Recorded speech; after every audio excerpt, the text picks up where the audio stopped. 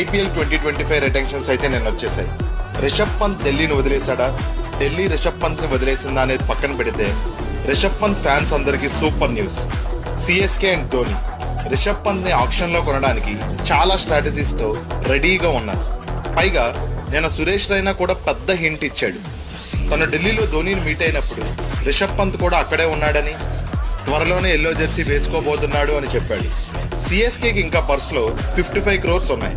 వాళ్ళ టీంకి ధోని తర్వాత ఒక కీపర్ బ్యాటర్ కావాలి. అలానే బ్రాండ్ వాల్యూ కూడా పెరగాలి. Literally they will go all out for Rishabh Pant. 55 crores లో 25 to 30 crores వరకు వెళ్ళినా ఆశ్చర్యపోవక్కర్లేదు. సిఎస్కే గురించి తెలిసిందేగా, 25 crores రిషబ్ పంత్ కి పెట్టిన రిమైనింగ్ 30 crores తో ఈజీగా టీమ్ ని ఫామ్ చేయగలరు. వీళ్ళకి మిగతా టీమ్స్ నుంచి కాంపిటీషన్ ఉన్నప్పటికీ సిఎస్కే ఆల్ అవుట్ వెళితే 90% రిషబ్ పంత్ ని తీసుకునే ఛాన్సెస్ ఉన్నాయి. ఇమాజిన్